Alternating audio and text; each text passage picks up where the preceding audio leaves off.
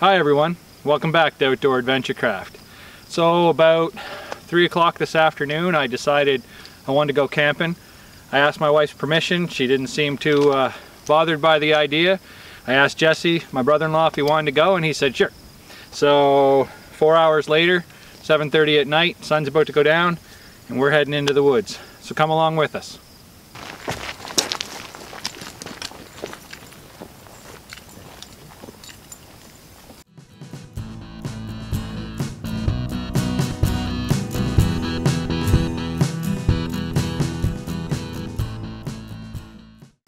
Being observant, we saw raspberries on the trail. We're just snacking on as we go. Delicious. More edibles. We got blueberries all through here. Delicious. Found a nice little handful of blueberries here. Just took me a second to pick them.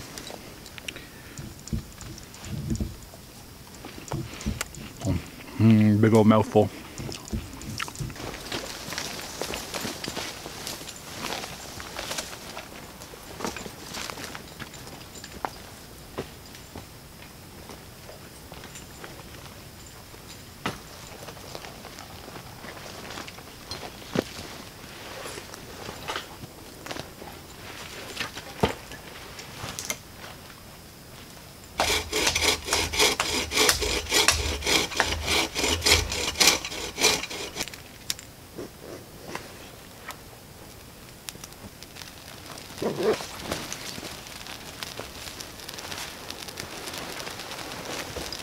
I wasn't really in the mood to fiddle with fire tonight, so I went survivalist style. Alcohol, hand sanitizer.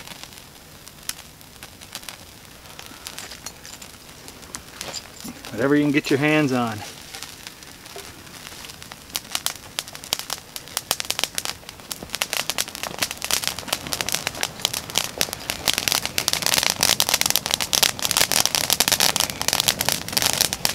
Hey everyone, sorry I didn't get back to you sooner. This has been our life for the last couple hours, just struggling with the fire. We've had some really wet days here. The day before yesterday I think we got about 40 or 50 millimeters of rain. So everything that we've found for wood is just soaked. So we're just now starting to get a decent bed of coals and it's starting to burn what we put on it. But we've been chilling out, having a sip of whiskey and just relaxing here. I figure we'll get up tomorrow morning and we'll shoot another knot video for you guys. I think that would be episode 3 in the knot series. And last time we had talked about the hitch, the anchor hitch, and the alpine butterfly for setting up a good taut ridgeline. So tomorrow I thought I'd show you guys the prusik knot and the lark's head. And what we can do with the prusik head is we can attach on to that ridgeline and tension up a tarp across the ridgeline. So I thought you guys might benefit from that. But we'll get back to you in a bit. We're just going to enjoy the fire here and fight with a little more and wipe the tears from our eyes and choke on the smoke. We'll see you in a bit. Literally looking at the most fire we've had all night.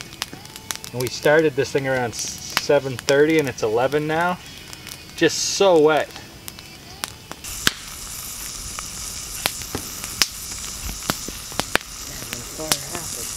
Beans. Here, Bear. Here, Bear. There's some steak cooking. Come on. Come and get it.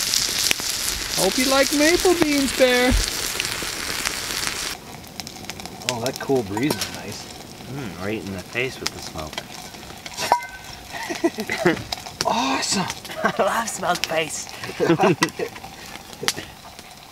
Oh, I wish I could see.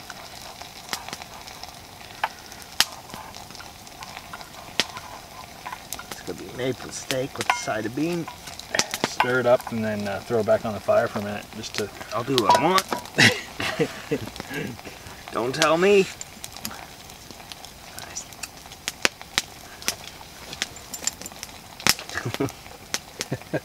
Looks like dog food. Dog food! Nice. Woohoo! Hey man. I don't care what it looks like. I don't care what it looks like. And it tastes beautiful. It tastes beautiful. Deer steak fried up in hot and spicy Montreal steak spice and maple beans. Oh, I call it delicious. Delicious. Probably the fire's last hurrah.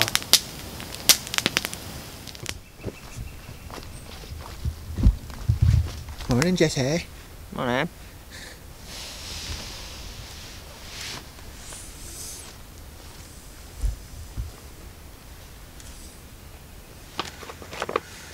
Morning, everybody. Time to get a little breakfast on. We got some menu number 10 today, otherwise known as chili and macaroni.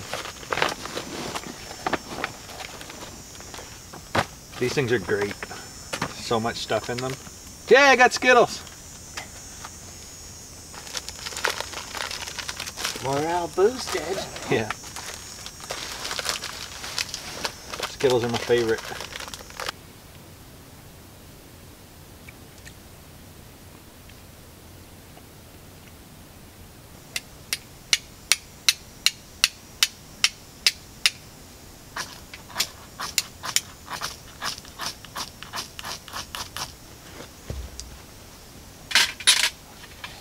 I've transferred this ember onto a piece of coal.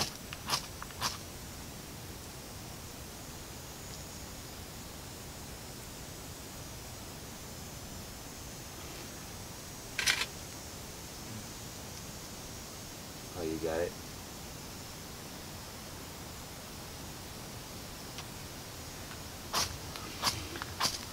You guys remember on the dung garb I made some extra char material? I charred that punky wood.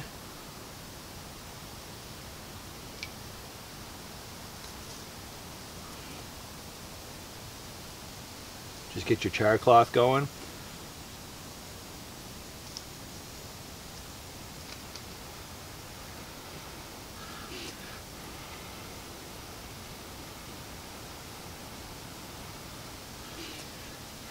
And then transfer that right into a piece of coal, and then you can, this burn a lot slower than the char cloth.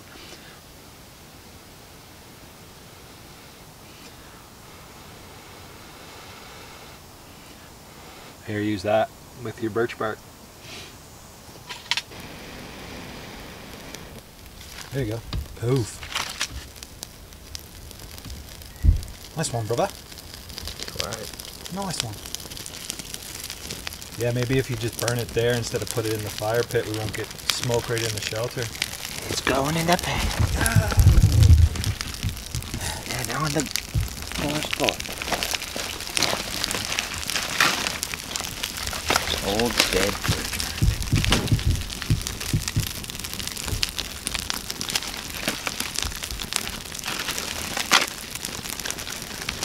My lungs aren't dead enough. Pretty much. Woke up at 6:30 this morning, my lungs were like literally on fire. My eyes still do.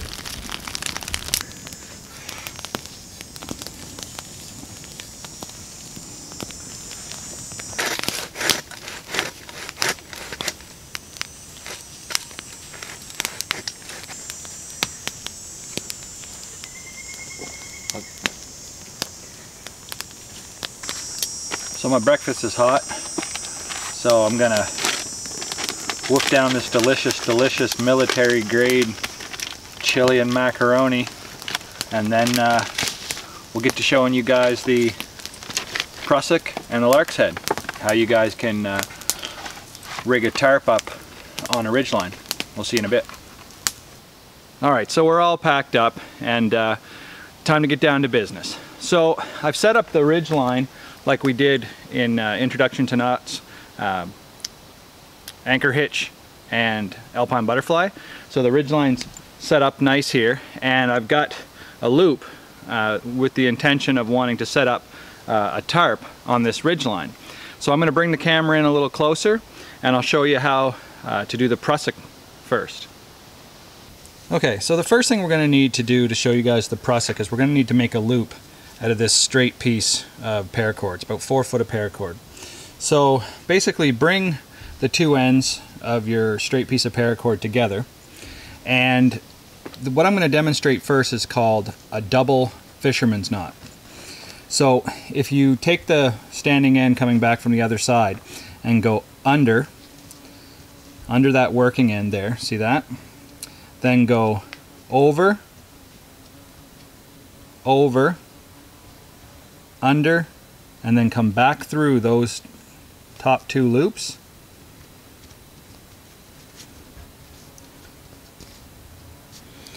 You get a fisherman's knot.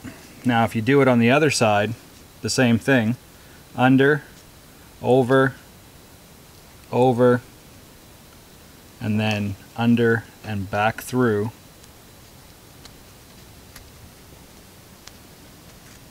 It's called a fisherman's bend, Jesse. Double fisherman's bend. When you pull it together, it cinches off like that. Alrighty, so you've got your loop. I'll do it once like I usually do from back a bit, but I'll have the zoom up here and then I'll bring it in closer and show you the action on it. But here's how I do it. There's lots of different ways to do it, but here's how I approach it so I can visualize what I'm doing. I take my loop and I come from the bottom side of my ridge line. Now I simply take the free end and pass it through. I grab it with my hands so that I can keep track of it, keep my fingers in the loop here. Then I bring it around again, keeping my fingers spread, and grab it there with my pinky and pointer finger, and my thumb and pointer finger, and pull it through. And then this time down, I grab it and I tighten it up. I pull all the slack out of it, keeping all my ropes lined up and everything. And what you should get is your working end running in and then coiling outwards, and then the last 2 pieces coming along and grabbing that. And how the prusik's going to help us is when we tie our tarp out, we're going to be able to stretch the tarp, because the prusik can move easily on the rope like this, but if you pull on this, which is going to be attached to the tarp, it locks up. But if you release it, it slides again. If you pull, it locks up. Slide, lock. So it's really good if you got your tarp over here and you got this tied to the tarp, you can tension it out to where you want, and then it holds the tarp in place. So now I'm going to bring the camera in a little closer and show you that prusik knot again. Alright, so let's do that prusik again. So like I said, I like to approach with my loop from under the rope. I use my thumb and pointer finger to keep it spread.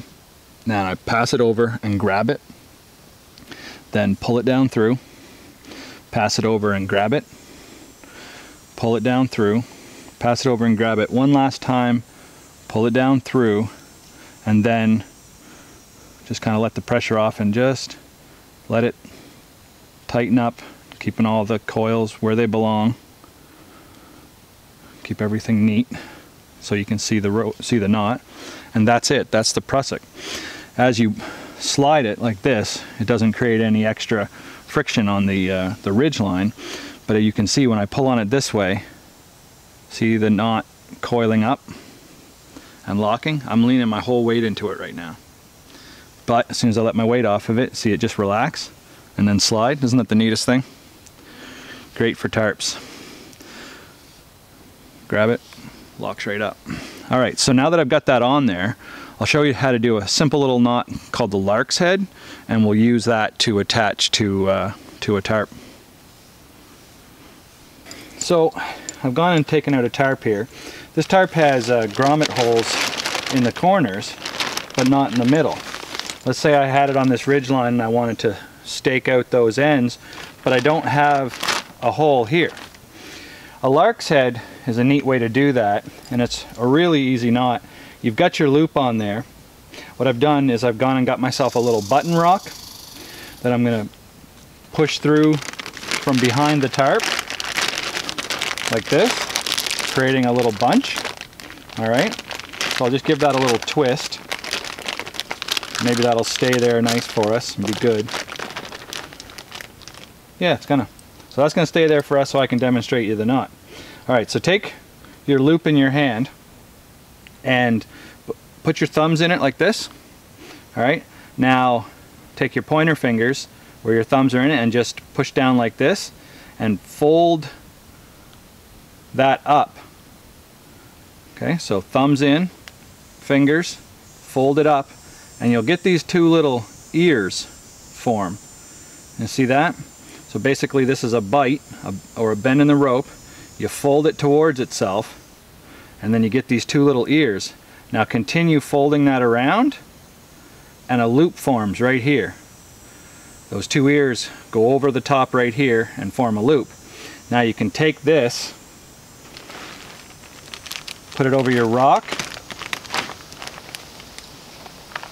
and then pull it tight, and that'll hold your tarp right where you want it. Because as you tension up that prusik, see, if I had this tarp anchored back on the other side, that would hold that right in place. And all that is a little rock from behind with a knot called the lark's head. Take the tension off of it, pull it. I'll show that to you one more time. So you've got your loop coming towards you. I take and I put my thumbs through it, take my fingers, push it down, folding it upwards. You put your finger in there for a little placeholder. And as you can see, it gets quite tight, but all you gotta do is just back it off like that.